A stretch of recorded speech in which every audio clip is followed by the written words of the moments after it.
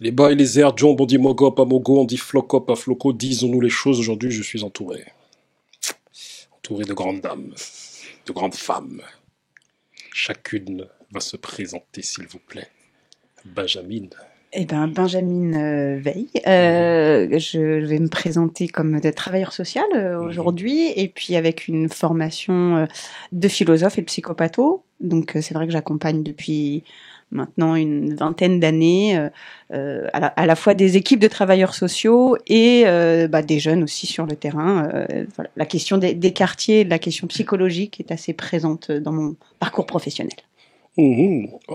Enchanté, même si je fais style que je te connais pas, mais on se connaît très bien. On se connaît un petit peu. On se connaît très bien. On se connaît un petit peu. Alors bonjour à tous, moi c'est Lalia Konaté, je suis maman, j'étais maman de 5 enfants, j'en ai perdu 3 il y a 5 ans maintenant. Je suis enseignante et interprète. Enchanté, bienvenue. Merci. Bonjour à tous et merci pour l'invitation. Alors moi je m'appelle Dado et je suis autrice de podcast, donc j'ai un podcast Médita qui est destiné aux femmes et notamment aux femmes africaines qui souhaitent en tout cas transcender leurs blessures, leur traumatisme dans l'objectif de se réaliser et de trouver leur voie personnelle et professionnelle. Bienvenue. Merci.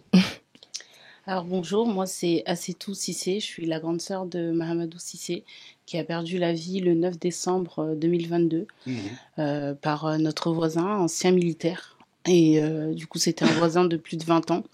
Il l'a sauvagement assassiné en bas de notre quartier et aujourd'hui on se bat, on milite pour rendre justice à mon frère. Donc voilà, j'arrive pour porter sa voix et pour parler de lui et parler de ce qu'on vit aujourd'hui. En tout cas, nous vous soutenons dans vos combats respectifs et aujourd'hui nous allons discuter et ça vous permettra d'évoquer aussi vos combats. Et voilà, la thématique d'aujourd'hui est la suivante. Les familles des quartiers sont-elles assez accompagnées psychologiquement? Qui veut prendre la parole? Et j'ai quelques chiffres aussi à annoncer. Il faut savoir qu'en 2021, 6,02 millions de consultations chez les psychologues ont eu lieu, contre 2,97 millions en 2020, soit une augmentation de plus 102%. Ce sont des chiffres. Alors, peut-être sur les chiffres, il y a l'effet Covid. Et l'effet post-Covid, où je ne sais pas si vous vous souvenez, mais c'est vrai qu'en post-Covid, il y a eu notamment 3 séances de psy gratuites pour les jeunes, avec l'idée justement que dans le Covid, les jeunes avaient été ceux qui auraient été ceux qui ont été, mais ceux qui étaient le plus impactés par finalement cette crise Covid. Là où ces chiffres ne nous donnent pas une autre réalité, c'est qui c'est qui fréquente. C'est que précisément, là aussi encore, c'est le gros de ces statistiques et de cette augmentation concerne les jeunes étudiants plutôt favorisés, et parce qu'il y a encore justement des certaines représentations sur qu'est-ce que c'est que l'accompagnement psychologique et des formes de stigmatisation de qui va en effet voir un psy ou pas, d'ailleurs, que ça serait quelque chose potentiellement déjà de riche, d'occidental, et qui ne correspondrait pas forcément aux représentations communautaires, en tout cas de certaines, je viens de dire communauté, et c'est un mot que j'aime pas trop, c'est pour ça que j'aime pas trop l'utiliser, vous voyez que je suis assez frileuse dessus. Mais bon, voilà, je vais m'arrêter là, parce qu'après, je pense que vous avez plus de choses à dire, mesdames, que moi. Sinon, Dado, je t'en prie, avant que mesdames prennent la parole. Alors, quand elle parlait justement c'est vrai que nous, dans nos communautés afro, on n'a pas cette habitude déjà de verbaliser. Donc, de dire les choses forcément, ça fait pas partie de notre culture d'aller voir un psychologue. Et... T'es très bien sur place. Elle est super. mais on comprend que ça perturbe. Nous, on comprend. Dado, on comprend. Tu es très bien, t'inquiète pas, je t'en prie. Je le vois partout, je me dis ok. Je t'en prie.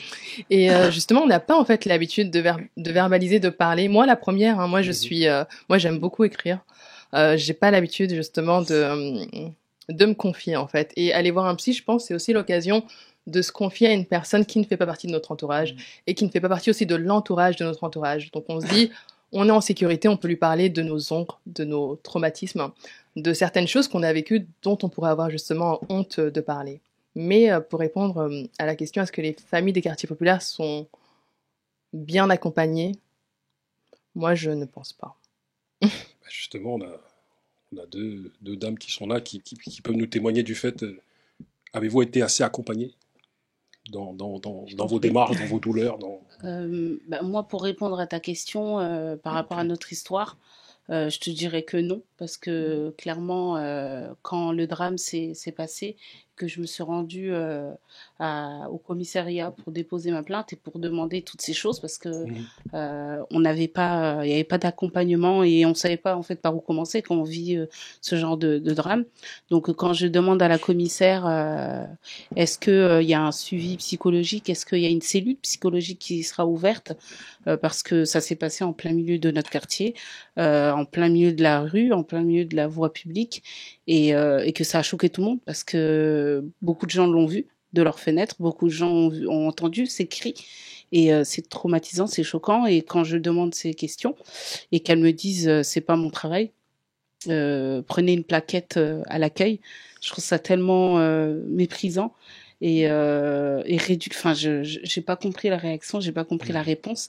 Et c'est là où je me suis dit, attendez, enfin, pourquoi elle me fait une réponse comme ça? Si c'est pas son travail, c'est qui en fait? Parce que nous, on va voir qui en fait quand ce genre de choses arrive. Les premières personnes qu'on voit, c'est l'hôpital, les médecins et les policiers, parce que il s'agit d'une injustice, il s'agit d'un crime. Donc c'est les premières personnes qu'on rencontre, et ces premières personnes-là nous balancent ce genre de phrases, de réponses. Moi, j'étais choquée. J'étais traumatisée d'avoir entendu ça, et forcément c'était à nous d'ouvrir en fait cette cellule entre guillemets, parce qu'après j'ai appris derrière que nous on a fait appel à l'administration locale en fait, hein. Il y a des assistants au niveau de la mairie, etc. Le service social. Voilà. On s'est mis en contact avec eux. Il y a eu une psychologue et une travailleuse sociale qui était là et qui était prêt à écouter les gens, les jeunes, s'ils avaient besoin. Mais ils sont pas venus dans les quartiers, ils sont pas venus dans le quartier, ils sont pas venus à la rencontre des gens. C'est les gens qui devaient se déplacer, et c'était quelque chose c'était pas quelque chose d'organisé parce que ça devenait de notre initiative. Et du coup ils nous ont dit que c'est pas quelque chose qui allait rester dans le temps, c'était juste de manière ponctuelle, tout de suite après le drame, si les gens ils voulaient parler. Nous on l'a rencontré, cette dame, et c'était pas dans le but de faire un suivi psychologique, un accompagnement sur de long terme. Et du coup forcément ça n'a pas abouti. C'était peu de personnes sont parties les rencontrer, et plus personne n'était en confiance parce que on comprenait pas en fait cette attitude-là. Et après, j'ai appris plus tard que ça devait venir de l'initiative soit des policiers, soit des médecins ou des pompiers. Enfin, les premiers instants, ces personnes-là qui étaient là, c'est à eux d'ouvrir cette cellule, et ça n'a pas été fait. Et j'ai pas trouvé ça normal, quoi. Et la manière dont elle m'a répondu, forcément on fait la relation du racisme. Moi c'est ce qui m'est paru tout de suite, parce que je me suis dit pourquoi en fait elle me répond comme ça, c'est pas mon travail. Si c'est pas son travail, c'est lequel? Moi, je demandais simplement être au moins redirigée. J'ai demandé, est-ce que vous connaissez des associations? Vous êtes forcément en contact avec des associations, parce que vous rencontrez forcément des victimes, etc. Et c'est le commissariat. Le commissariat, il y a quand même des points d'information qu'on peut récupérer au sein de la ville, au sein de la région. Et en fait, forcément, du coup, je me dis, mais pourquoi elle me répond comme ça? Et finalement, en fait, la vie de mon frère, elle compte pas à ses yeux, parce que si elle me dit c'est pas mon boulot, prenez une plaquette, comme on distribue en fait les plaquettes du numéro d'urgence dans les boîtes aux lettres, j'ai trouvé ça vraiment choquant. Et du coup, je me dis en fait, la vie de mon frère, elle compte que pour nous, que pour les gens de notre quartier, que pour les gens qui l'ont connu, mais aux yeux de la police, aux yeux de la justice, sa vie, elle ne compte pas, elle n'a aucune valeur. Et on fait la relation en disant, mais si c'était quelqu'un d'autre, si c'était une autre victime, forcément, elle aurait pas eu cette réaction, s'il avait pas la bonne couleur, la bonne culture, la bonne religion, le bon prénom, en fait, hein. Donc forcément, je me dis, il y a deux catégories de victimes. Celle pour laquelle on va prêter de l'attention, celle qui va relever en fait de l'empathie et qui va indigner toute la France, tout le monde, et l'autre que on s'en fiche, on va mépriser, sa vie ne compte pas, et on va tout de suite aller sur qui il était, est-ce qu'il avait le droit de vivre, parce que c'est ce qu'on on remet en cause, parce que moi les premiers mots que j'avais de cette commissaire, c'est il y a des circonstances atténuantes, attendez madame, il y a des circonstances atténuantes, il faut prendre ça en compte. Et là j'ai trouvé ça juste choquant. Moi, je viens à sa rencontre pour avoir des réponses, pour comprendre ce qui s'est passé, pour être aidée, pour être soutenue, et j'ai rien eu de tout ça. Et forcément, est-ce qu'on est bien accompagné, les gens de quartier, populaires ou autres? Je trouve pas du tout, parce que moi, c'est pas une réponse de commissaire. C'est pas une réponse que ça soit en fait même des médecins. Il y a rien eu de fait en fait. Il y a rien eu de fait, et même le process, il y a des règles, je pense, quand on annonce la mort, quand on vit ce genre de drame, il y a des règles à suivre. Et nous, en fait, toutes ces règles n'ont pas été suivies. Toutes ces règles ont été bâclées, et en fait, on a été reçus comme, c'est comme si qu'on était les coupables, et on devait justifier notre présence, parce que c'est ce qui s'est passé, hein, quand je me présente au commissariat. Je devais justifier pourquoi je suis là et pour quelles raisons, et pourquoi je suis accompagnée d'autres personnes, de ma famille, ainsi de suite. Et forcément, en fait, on est pointé du doigt, on est remis en cause. On doit prouver de notre bonne foi. Alors qu'on vient tout juste de vivre un drame, et je trouve que c'est choquant en fait. C'est choquant d'avoir cette barrière tout de suite entre nous et la justice, entre nous et la police, et entre nous et tous les autres en fait, et d'être tout de suite mis de côté et pris avec des pincettes, comme si qu'on était en quarantaine, et qu'on n'existait pas, et on essaye de s'intégrer justement à la société pour qu'on nous voie, et qu'on nous dise oui, vous êtes les victimes, oui, vous avez subi un traumatisme, oui, ça s'est passé, etc., etc. Et c'est pas du tout ce qui se passe en fait. C'est pas du tout ce qui se passe aujourd'hui. Aujourd'hui, si je suis là aussi, c'est pour porter la voix de mon frère, et pour porter toutes ces injustices qu'on a vécues, toutes ces incohérences, et notamment le suivi quand on vit un drame.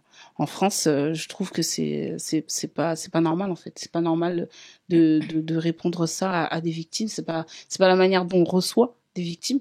Je pense que cette dame est assez intelligente. Elle a suivi quand même un parcours qui fait qu'aujourd'hui elle est commissaire, et avoir ce genre de discours, pourquoi en fait? Pourquoi? Parce que je suis racisée? Pourquoi? Parce que je porte le voile? Pourquoi? Parce que je suis noire? Pourquoi? Parce que mon frère était un délinquant entre guillemets? Parce que c'est finalement l'étiquette qu'on a, et on n'est pas du tout les victimes, et on n'est pas reçu en tant que tel.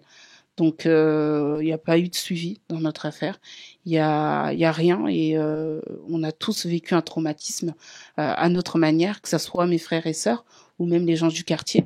Moi, j'ai parlé aux gens, je suis partie à la rencontre de ces gens-là justement pour avoir leur retour, et pour demander s'ils avaient besoin justement de parler, et qu'on me dise mon enfant qui a 17 ans, 18 ans, il dort à côté de moi tellement il est terrorisé, il fait des cauchemars.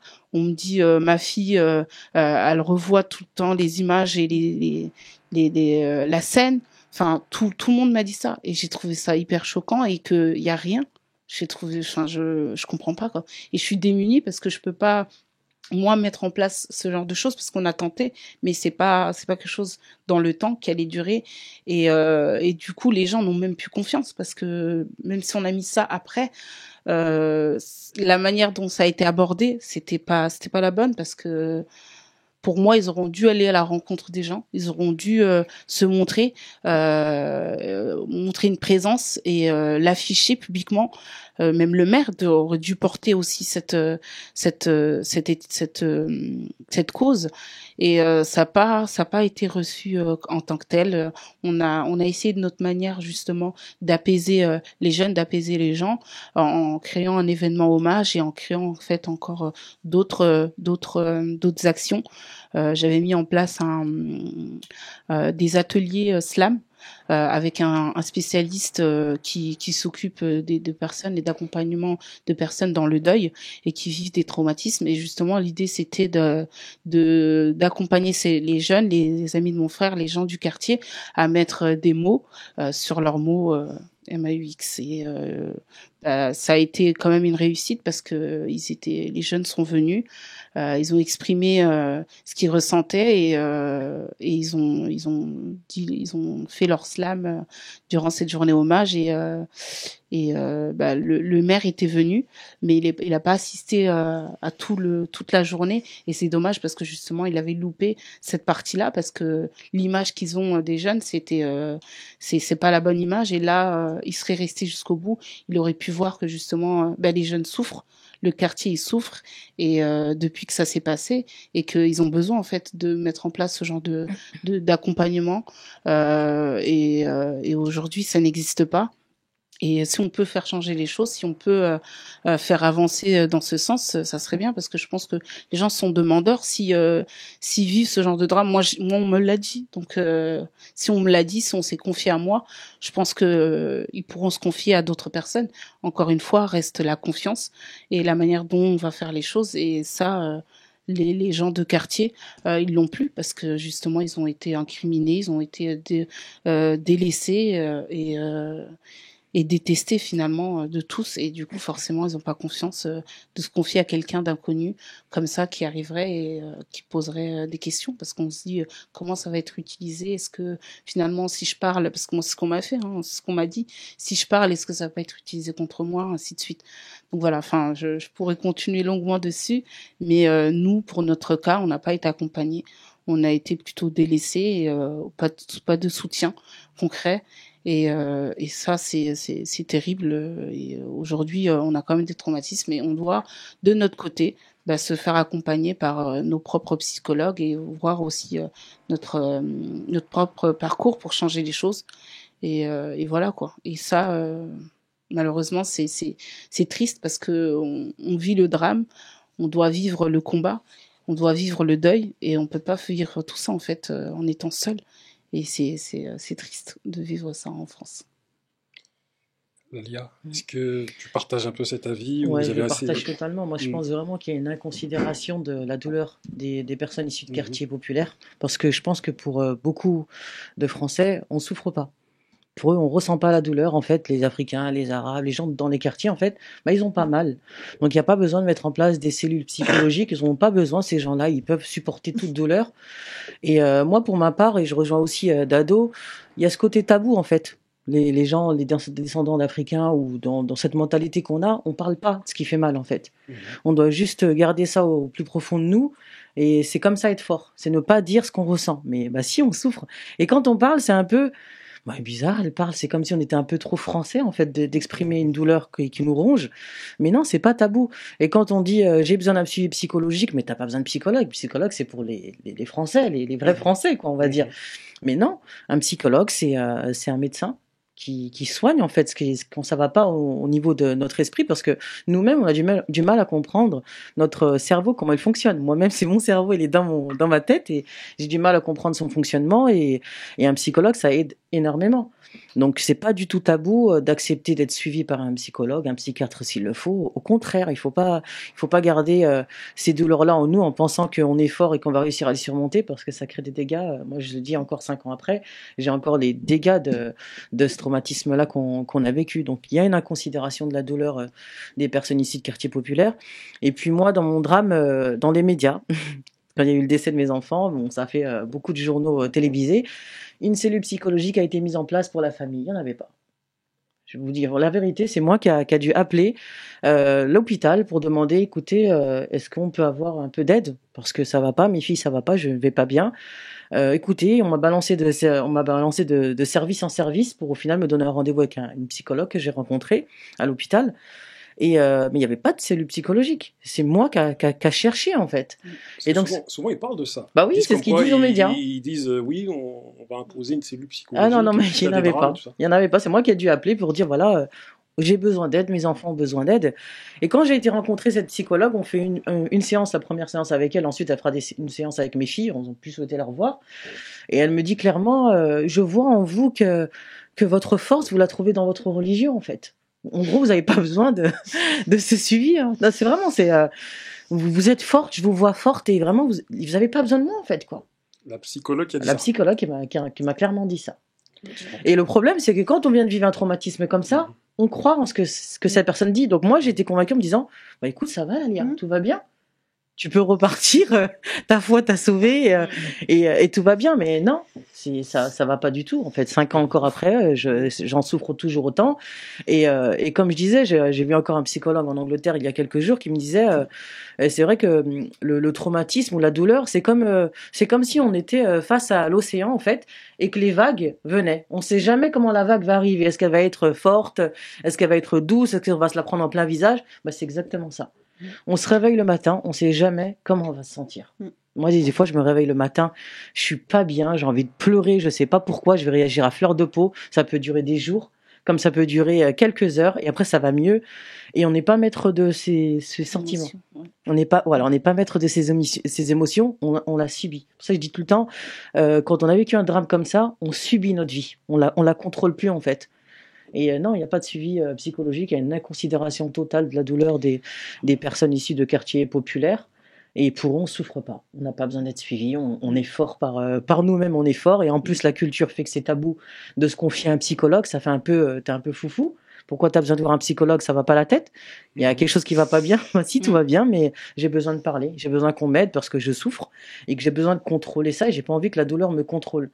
Donc, c'est dans les deux sens, en fait. Autant le système, faut qu'il comprenne qu'on a besoin, et autant nous-mêmes, on a besoin d'accepter le fait qu'on puisse avoir besoin d'être accompagné.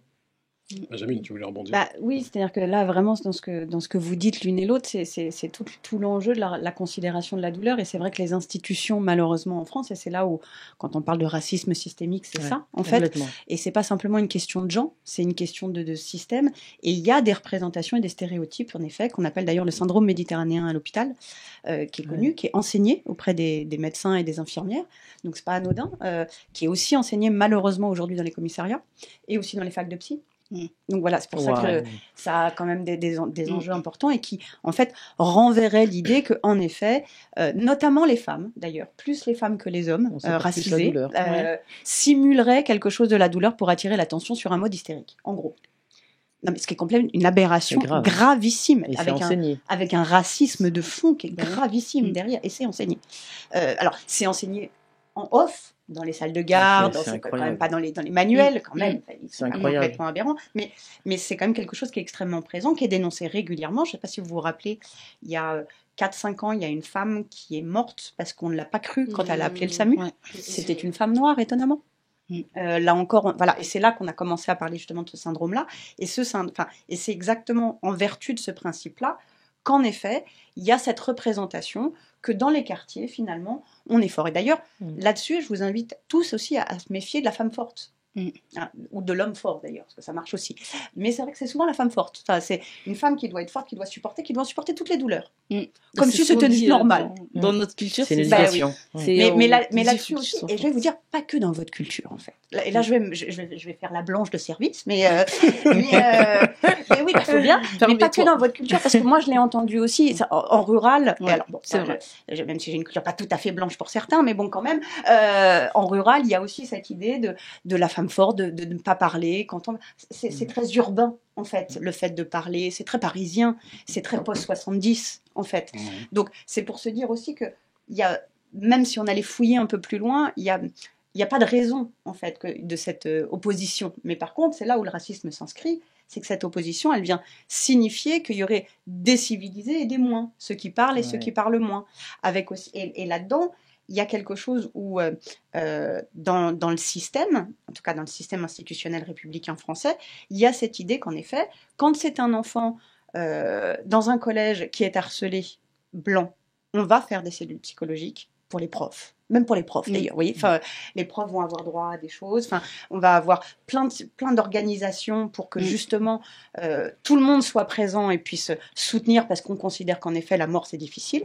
Mais par contre, et malheureusement, on le voit encore là. Alors, on tourne au moment des émeutes en cours autour de la mort de Naël, et on voit comment on est en train de criminaliser l'attitude de sa mère, comment on estime qu'il aurait dû être comme ci ou comme ça, et on oublie que c'est un enfant. C'est ça. Que d'abord, c'est un enfant. Être humain. Et perdre un enfant, qui qu'on soit, anthropologiquement, c'est la même expérience. La même chose. La souffrance, c'est la même expérience. Et le problème, c'est qu'on ne reconnaît pas aux gens des quartiers cette capacité à souffrir. Ouais. Donc la vulnérabilité, donc on en fait des monstres. Parce qu'en fait, quelqu'un qui ne souffre pas, c'est un monstre. C'est ça, ouais.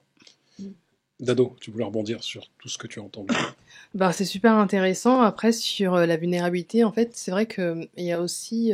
c'est dommage que ces idées reçues sur les femmes noires, sur la souffrance, le fait qu'on peut en fait accepter la souffrance et qu'on est forte, que ce soit par notre couleur de peau, par la religion, qu'elle a atteint en fait les domaines de la santé, alors que justement la santé c'est censé être un domaine de bien-être qui est accessible à tous.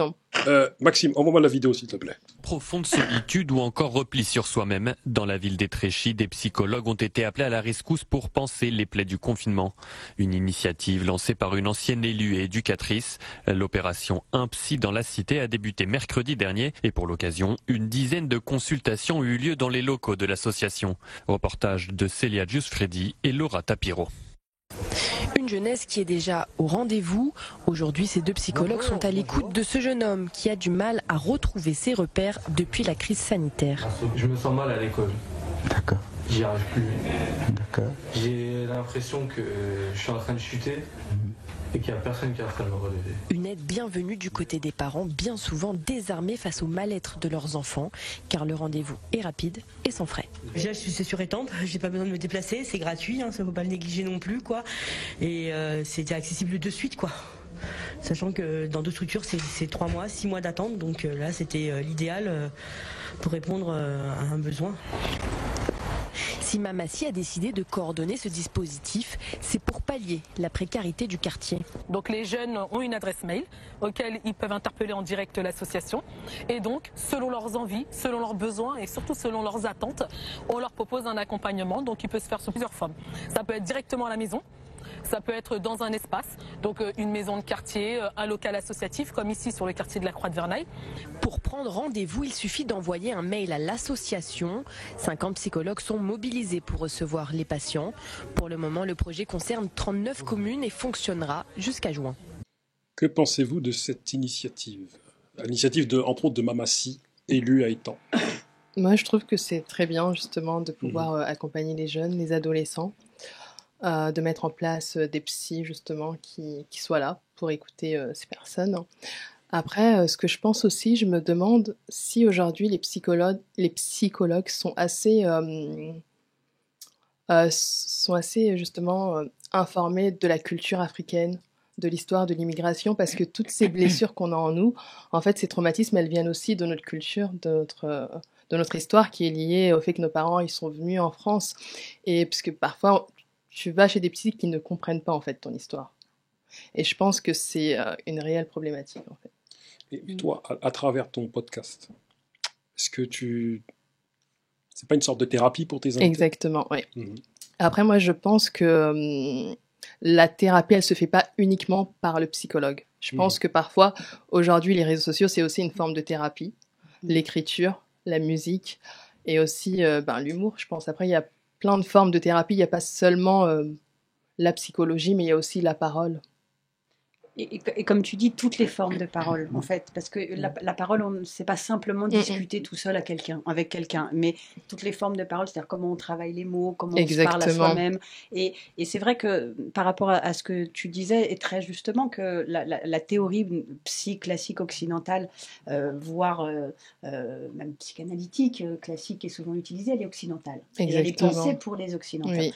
Et c'est là où il y a d'ailleurs des lieux et des espaces qu'il faut peut-être qu'on cite, justement, comme par exemple l'espace d'Evreux, autour de la traumatologie et j'ai envie de dire aussi de l'ethnopsie aussi. Il y a le centre Avicenne à Bobigny aussi, qui justement accompagne autour de tout ce qu'on appelle l'ethnopsie. Alors, il y a un monsieur qui s'appelle Toby Nathan, qui était un psychiatre des années 70, qui a beaucoup travaillé justement sur comment adapter et comprendre les enjeux, notamment des déplacements de population, justement, parce que à un moment dans les années 80, justement, il s'est rendu compte compte avec Frantz Fanon qu'il y avait des enjeux graves, notamment autour de la guerre d'Algérie, et qu'il y avait des traumatismes que l'Europe ne prenait pas en compte et que la pensée occidentale ne prenait pas en compte. Donc il y a des espaces qui existent mais qu'il faut connaître, et que c'est vrai que la plupart des gens ne connaissent pas. Oui, c'est vrai qu'on n'est pas informés aussi. Et je trouve ça dommage aussi qu'on ne va pas chercher l'information. Parfois, on attend de vivre des drames pour se rendre compte qu'au sein de nos quartiers, il n'y a pas de cellules psychologiques. Et je trouve ça, en fait, dommage d'en arriver là pour se rendre compte qu'on n'est pas, en fait, pris en charge à ce niveau de santé-là. Mais est-ce toujours un sujet tabou ? C'est-à-dire le fait d'aller voir un psy ? Parce que dans la conscience collective, c'est... quand on va voir un psy, c'est parce qu'on est fou. Moi, je me suis rendu compte que j'ai des amis, des grands lascars, là, tu vois, des gars là, qui ont des démarches, tu vois, de gars de quartier, là, tu vois, qui, entre deux discussions, et les mecs qui me disent, on est là, je conduis là, on est là, on discute, ils me disent, frérot, moi je vais voir un psy. Chose qui ne jamais de la vie leur est sortie il y a 20 ans, tu vois. Même s'il allait voir, même s'il y a 20 ans, il était parti voir un psy, jamais il me l'aurait dit. Parce que c'était comme un espèce d'aveu de faiblesse, tu vois. Et là, je vois des mecs, des lascars, mecs qui disent clairement, moi je vais voir un psy. Tu vois. Est-ce que c'est toujours autant un sujet tabou ? Je pense que oui. Moi, je pense pas tant que ça. En tout cas, les gens, ils ont moins peur de le dire et d'en parler. Et même dans les familles, en fait, quand on décèle un problème chez quelqu'un, on pense tous à cette solution, et que ça soit les familles racisées ou quoi. Enfin, moi, je sais que c'est pas un tabou forcément dans notre famille, et se faire suivre, aller voir quelqu'un, parce qu'aujourd'hui des psys, il n'existe pas forcément que des psys. Il y a beaucoup de coachs européens. Il y a des psys qui sont aussi de notre culture.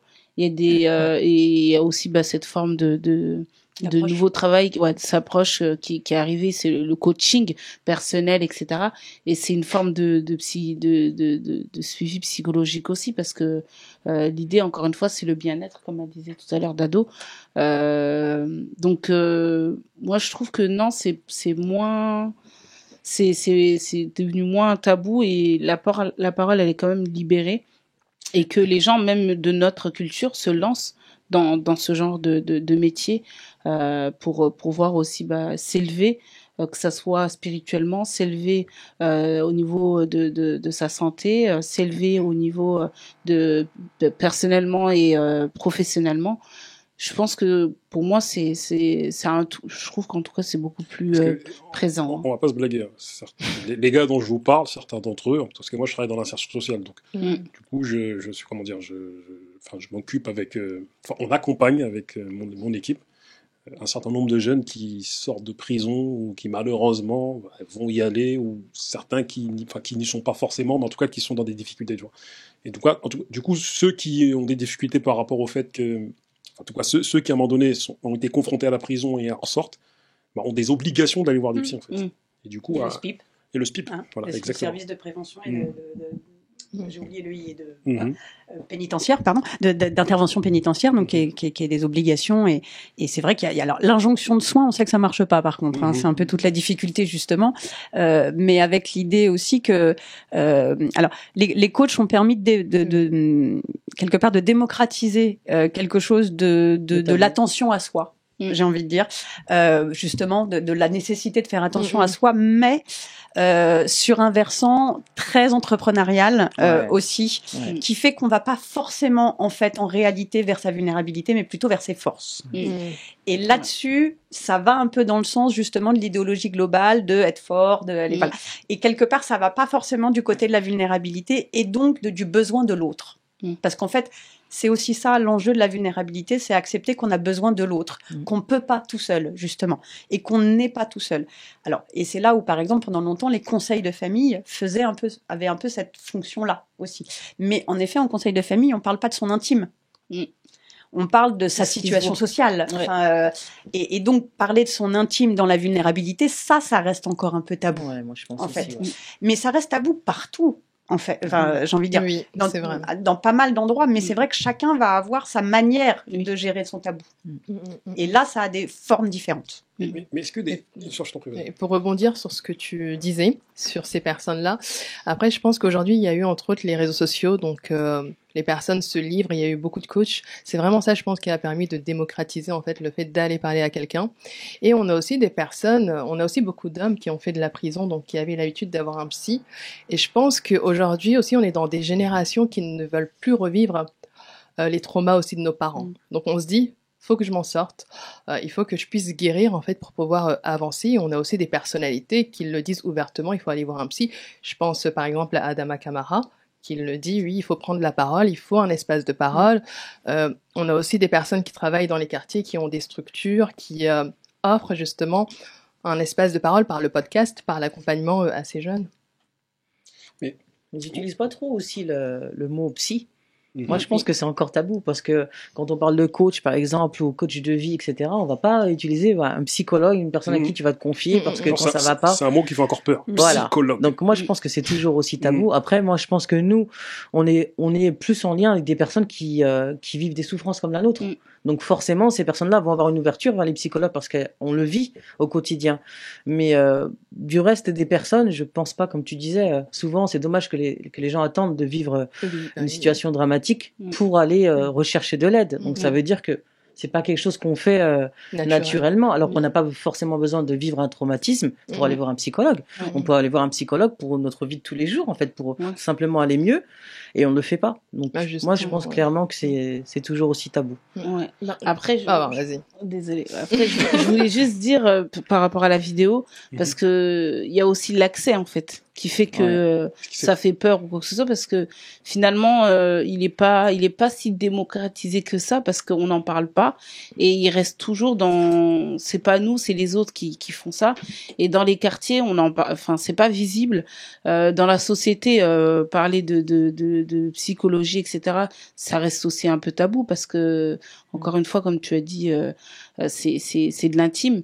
Donc l'accès à la psychologie, je trouve, elle est quand même difficile, parce que les rendez-vous, comme elle a dit la dame dans la vidéo, t'as pas un rendez-vous comme ça, c'est des spécialistes qui s'occupent de choses qui sont spécifiques.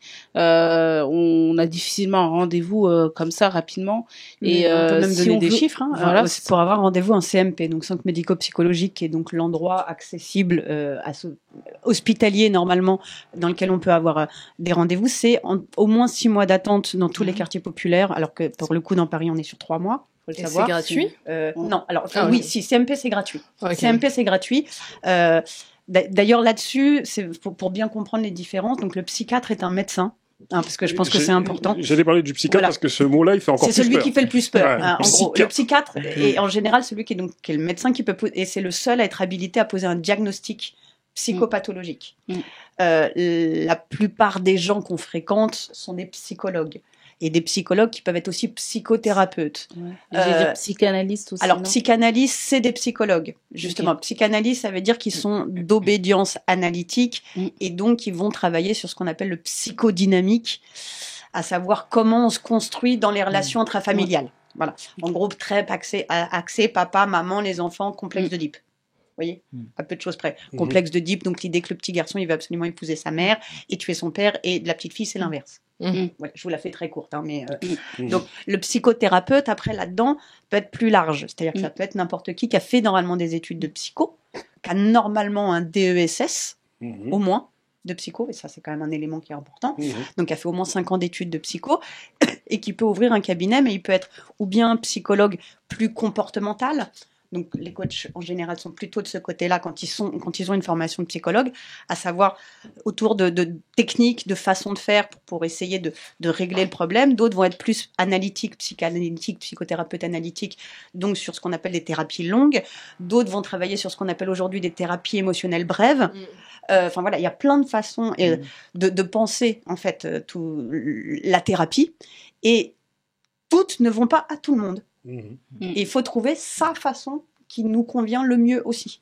Et donc parfois ça suppose d'essayer plusieurs, mais donc d'avoir accès en effet à une offre et à une diversité qui est assez rare, et souvent on est un peu condamné à, j'ai envie de dire, le psy d'à côté qui est présent et qui veut bien nous recevoir, quoi. C'est ça, c'est ça. Après, moi, je voulais bien rebondir. Je voulais justement par rapport au psy, je trouve que c'est assez coûteux aussi. C'est assez coûteux d'aller voir un psy.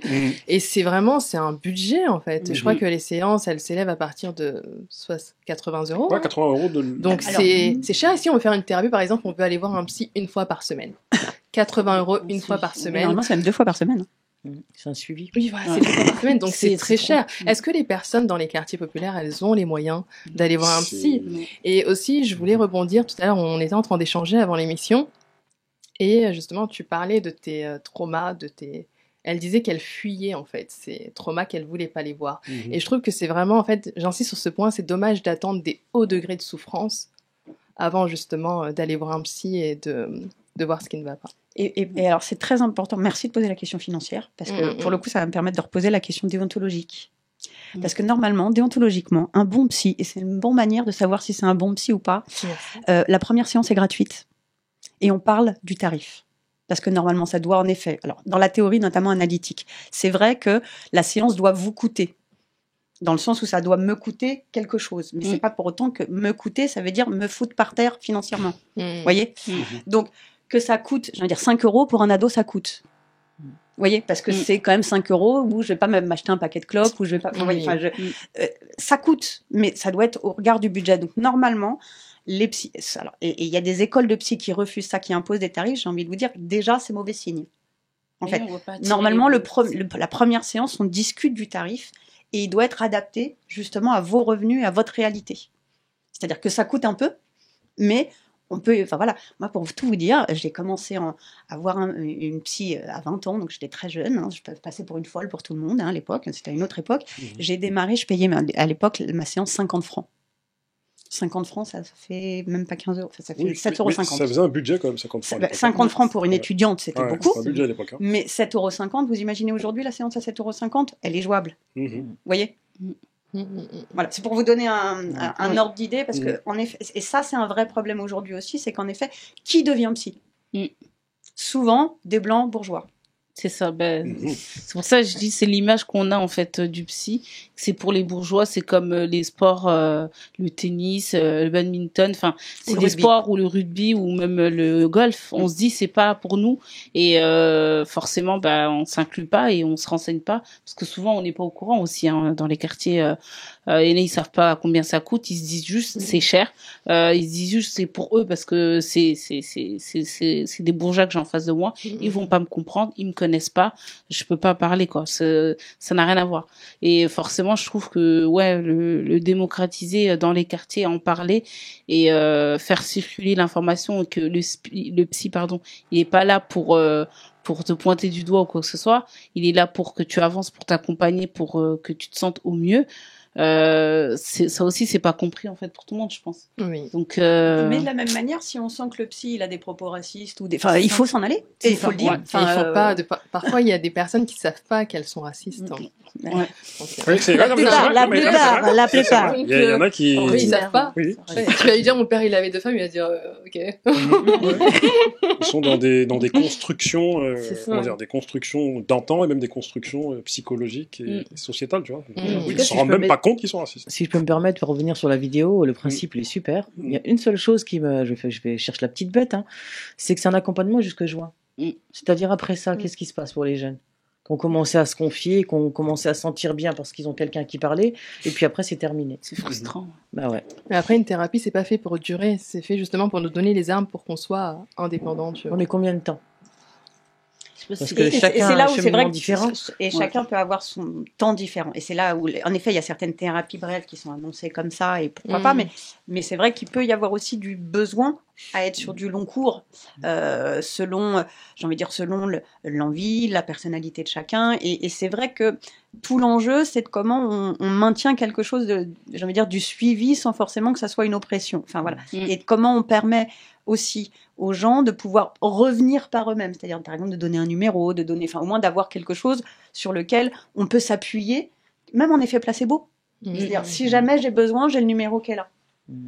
Et parfois ça suffit à se dire ça va un peu mieux. Mais en effet, je pense que tu as raison que la question du suivi, de l'après, doit toujours être pensée aussi, j'ai envie de dire qu'on soit en bref ou en long. La question de la suite, d'une fois qu'on est rentré chez soi, d'une fois qu'on a arrêté, qu'on a fermé la porte du cabinet, elle continue d'intéresser normalement le psy. Elle ne s'arrête pas à la porte. Et une fois qu'on a payé. Pour finir, car on arrive à la fin de notre entretien, en ce moment même où nous faisons cette émission, il y a des faits de société. Il y a toute une jeunesse qui est en train de se révolter, qui se confronte aux forces de l'ordre. Voilà, moi, travaillant dans ce milieu-là du social, de l'insertion sociale, on a décelé que la tranche d'âge, c'est 12-18 ans, à peu près. 12-15 même. Ouais, 12-15 même. Et on se rend compte qu'ils sont très jeunes. Et c'est suite au décès du petit Naël, paix à son âme. Et que vous évoque toute cette période que nous vivons aujourd'hui, cette espèce de révolte. Est-ce qu'il y a vraiment des revendications derrière? Est-ce que voilà, on peut comment dire, il y a plusieurs analyses qu'on peut y avoir, tu vois, Je ne sais pas si tous les manifestants ont vraiment des revendications derrière ce qu'ils font, mais Naël, moi je pense que c'est la goutte d'eau qui a fait déborder le vase. Combien de temps ça va durer? Je me suis toujours étonné comment ça se fait qu'avec tout ce qui se passe en France et ailleurs, donc je parle de la France, on est ici en tout cas, que ça n'ait pas éclaté avant. On en entend des jeunes qui se font tuer, qui se font abattre, également par des policiers, hein, et on retient toujours refus d'obtempérer. C'est-à-dire que les jeunes sont tués, abattus, mais tant qu'il n'y a pas de vidéo, il n'y a rien du tout, on a toujours une impunité de la police n'est jamais responsable, et la personne en face est toujours le criminel. Sauf que là, dans le cas de Naël, il y a eu des vidéos, et on sait clairement que les policiers ont menti, mais il y a combien de Naël qui n'ont pas été filmés, en fait? Et moi, je pense qu'il y a un ras-le-bol de la société, des gens issus de quartier, parce qu'au final, c'est beaucoup ces gens-là qui vont sortir dans les rues, parce que les autres personnes ne vont pas se sentir forcément concernées. C'est un petit Naël qui est décédé, c'est pas un petit Jonathan, c'est pas un petit François, et c'est ça qui est dommage, en fait. C'est clair que la situation, quand je la vois aujourd'hui, moi, je vis en Angleterre, je me dis, waouh, c'est le chaos, quoi, en France. Mais quelle est la cause de ce chaos, en fait? C'est que les gens ne peuvent plus. Ils sont pas en sécurité face à une police qui a le droit de tuer, en fait, qui a le droit de vie ou de mort. Vous savez pas sur qui vous allez tomber, si c'est le bon policier ou le mauvais policier. Qu'est-ce qu'il aura décidé? Va vous tirer dessus ou pas vous tirer dessus? Il n'y a pas de caméra, il y a des caméras. Ou qu'est-ce qui va se passer? Et c'est pas normal, en fait, aujourd'hui, dans un pays. On est en France, bon sang, on n'est pas en Afghanistan, on n'est pas en Iran. C'est fou quand même de se dire que la police tue en France. La police tue. Est-ce que c'est pas les conséquences aussi du Covid? C'est-à-dire qu'à un moment donné, il y a une jeunesse qui a vécu ce que nous, on n'a jamais vécu. C'est-à-dire être enfermé, être isolé. Et du coup, pour le coup, n'ont pas bénéficié pour la plupart d'un accompagnement psychologique. Et du coup, on se rend compte qu'en 2020, il y a eu une explosion des risques interquartiers aussi. C'est-à-dire que beaucoup de jeunes ont commencé à vraiment se confronter, à même utiliser des armes blanches pour s'entretuer. Pour se défouler. Mais est-ce que finalement le Covid n'a pas exacerbé des choses? Parce que Ziad Bouna, il n'y avait pas eu de Covid. Ouais. Oui. Et puis, en fait, ça fait quand même, là pour le coup, je vais parler en vieille, je suis désolée, mais ça fait quand même 35 ans qu'on voit ça, que ça s'aggrave, parce que c'est pas seulement ça se répète, ça s'aggrave. Exactement. C'est-à-dire que là, quand même, avant, on avait au moins, j'ai envie de dire, une partie de la classe politique qui s'insurgeait. Là, ils ont été obligés de mettre en examen le policier, mais le problème, c'est qu'en fait, il faudrait qu'il y ait des excuses publiques de l'institution police, Il n'aura pas. qui n'arrivera jamais. Qu'il y ait des excuses publiques de l'État vis-à-vis des jeunes de quartier, non plus, qui n'arriveront jamais. Enfin, et c'est ça l'enjeu, en fait, aujourd'hui. Et là, pour le coup, moi, c'est mon trauma. Ça fait 35 ans, qu'on se bat contre ça. Je suis désolée, j'étais un peu émue, mais c'est horrible, en fait, qu'on en soit encore aujourd'hui là, qu'on voit encore nos enfants, parce que c'est nos enfants qui sont tués. C'est catastrophique par l'institution qui est censée nous représenter, c'est la République. Enfin, il y a un moment là, jusqu'à quand on va pouvoir défendre ce truc-là, en fait, et cette espèce de dissonance cognitive, là pour le coup, excusez-moi d'utiliser un terme un peu compliqué, mais c'est-à-dire qui nous fait croire à une vérité qui ne tient pas, en fait. Non, là, on n'est pas protégé par la police, on le sait. Quiconque vit de l'autre côté du périph' le sait. En fait. Et la police est dangereuse, et c'est normal que les jeunes soient en méfiance vis-à-vis de la police. C'est tout. Point. Aujourd'hui, on ne peut plus dire le contraire. C'est dramatique. Mais voilà. Et pareil avec l'école, malheureusement, et c'est pour ça que ces jeunes-là sont déscolarisés, et pareil avec l'institution hôpital, et pareil avec l'institution justice. C'est là où c'est très grave. Et donc oui, ces gamins, ils s'attaquent à quoi? Aux impôts. Alors même quand ils ne sont pas conscients, ils s'attaquent aux impôts, aux écoles, donc aux institutions. Moi, chez moi, voilà, Bagnolet, c'est le commissariat qui a brûlé. C'est pas complètement sorti de nulle part. Bah, ils vont même plus loin qu'en 2005. C'est-à-dire qu'en 2005, voilà, ça a resté, comment dire... Dans le quartier. Dans le quartier. Là, maintenant, ils vont même sur Paris. Ouais. Après, il y a aussi les réseaux sociaux, car ils sont interconnectés comme jamais. Donc, ils se donnent rendez-vous sur Paris, et en fait, chose qui ne se faisait pas avant. Et même, ils se renforcent. Ils savent qu'il faut faire du bruit. Ils savent qu'il faut frapper là où ça fait mal. Et malheureusement, l'État, c'est quand on touche à son portefeuille que ça fait mal. Faut dire ce qui est. Hein. Un jeune qui est abattu par la police, tout le monde s'en fout. En plus, ça s'appelle Naël. Mais là, il y a des vidéos. Alors, les policiers ont menti. Maintenant, on le sait. Et en fait, comme tu l'as dit, ils ont été obligés de le placer en détention provisoire, ce policier, parce qu'il y a eu les vidéos. Sinon, ça n'aura pas été le cas. Et en espérant qu'il soit condamné, parce que dans quelques années, on va peut-être entendre, bon, finalement. L'accès, ouais. Voilà. C'est ça. Oui, il a fait 2 mois de sursis. Voilà. Et encore, s'il en fait du sursis, c'est dégueulasse. On va finir avec toutes les deux, car il faut qu'on ait une finition. Okay.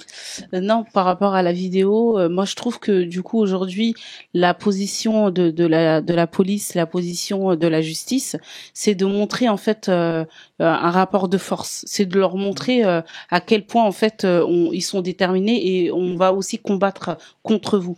Et je trouve que c'est pas le mot d'ordre et c'est pas la bonne chose en fait, c'est pas la bonne manière d'aborder ce qui s'est passé. Comme elle a dit Benjamin. J'allais dire en anglais, j'allais faire l'accent. C'est pour ça que du coup, comme elle a dit Benjamin. Benjamin. Tu peux m'appeler en anglais. Benjamin. Du coup, comme elle a dit Benjamin, je n'arrive pas. T'inquiète pas, une fois que c'est mon prénom qu'on décorche. T'inquiète pas, désolée. Que en fait aujourd'hui, là, la justice, la police et puis même l'État en fait devrait faire des excuses, filmer des excuses à toute la France et à toutes ces jeunes pour que ça atténue en fait la tension et pour que ça baisse. Parce qu'aujourd'hui, parce que beaucoup disent que la mère devrait appeler au calme et ainsi de suite. Elle l'a fait, mais c'est pas ça qui va les calmer. C'est à la justice en fait de prendre ses responsabilités et de parler de ce qui se passe en fait et pas dire bon on va mettre en place ça, etc. Je comprends moi la révolte des jeunes, mais pour autant la manière dont ils font les choses, c'est pas la meilleure des manières de se faire entendre. C'est pas la meilleure manière de changer les choses parce qu'en fait, là, les étiquettes qu'on leur colle, là, forcément, elles vont être justifiées parce que, on les traite de sauvages. Regardez, ce sont des sauvages. On leur traite de délinquants. Regardez, c'est ce qu'ils font. Et ils détruisent, leur quartier. Et on a entendu, il y a eu une élocution de je sais plus quel ministre ou quoi, qui disait, vous détruisez les choses de chez vous, en fait. Et finalement, en gros, ça nous intéresse pas et ça nous atteint pas parce que c'est pas nous, vous nous touchez pas encore. Donc, pour les toucher, il faut faire les choses autrement et il faut s'indigner autrement. Après, voilà, comme tu as dit tout à l'heure, ils ont entre 12 et 15 ans, voire 18 ans. Donc, ils ont pas la maturité et le recul pour savoir comment réagir, etc. Ils sont en colère et c'est la manière qu'ils montrent leur colère. Malheureusement, comment dire, le résultat. Non, j'allais dire je perds mes mots, je suis désolée. Non, j'allais dire donne-nous un indice et on peut t'aider. Pas le président, mais tous les représentants le gouvernement. Le gouvernement, voilà. Le gouvernement, eux, ont cette maturité, ont cette intelligence de pouvoir changer les choses et c'est à eux de justement prendre cette main. Par exemple, pendant la marche blanche à Nanterre, à la préfecture de Nanterre. Ça se passait super bien, c'était calme, c'était beau. Franchement, c'était magnifique. C'est magnifique. Je sais pas si vous vous souvenez du moment où justement ils ont commencé à essayer de gazer. C'est ça. Et où la mère de Naël a dit non, c'est tout calme. S'il vous plaît, elle les a implorés de ne pas gazer. Ils ont gazé. Voilà, à partir de là. Après, c'est des ordres qui viennent d'en haut. Hein. Mais c'est l'institution, c'est la République qui a gazé sur des gamins, quoi. C'est ça. En fait, alors que tout le monde était dans le calme. C'est ça. Et ça leur plaisait pas parce que on était des milliers de personnes, on était proche de la préfecture, on était proche du commissariat, on était proche du tribunal. Ils ont eu peur, en fait, que tous ces gens-là se révoltent contre eux, face à eux. Alors que c'était calme. Derrière le fond raciste, c'est que des Noirs et des Arabes. Peut-être qu'ils veulent le créer volontairement, ce chaos aussi. C'est peut-être ce qu'ils veulent, justement, créer le chaos parce que c'était trop calme. On veut pas d'une marche blanche après la mort de Naël qui soit calme. Il y a peut-être ça aussi. Les amis, il faut que nous terminions. On va terminer avec Dado. Moi, je me dis, est-ce qu'on peut répondre à l'injustice par le silence? Parce que je trouve qu'on est quand même dans la France, ça reste le pays des révolutions. Et ce sont des révolutions justement qui nous ont permis de mettre en place des lois et qui nous ont permis de progresser. Parce que si on se dit on reste silencieux, on fait rien, on est pacifiste, ben ça va continuer. Et Gavroche avait 12 ans. Il faut prendre les devants et on peut pas toujours rester silencieux et se taire face à l'injustice. Et c'est toujours des gamins de 12 ans qui font le démarrage. Gavroche avait 12 ans. Je ne suis pas convaincu par le fait de se révolter de manière violente, mais ça reste mon avis. Mais quoi qu'il en soit, nous nous reverrons, car je pense que ce sujet-là, il faut que nous le traitions de manière encore plus longue, tu vois, de manière plus profonde encore. Et merci pour ce sujet et cette émission. Ouais, merci à toi. Ce plateau, merci pour ces femmes formidables. Ouais. Merci. Merci Benjamin. Benjamin, merci à vous. Merci à vous. Merci à toi. Merci à toutes.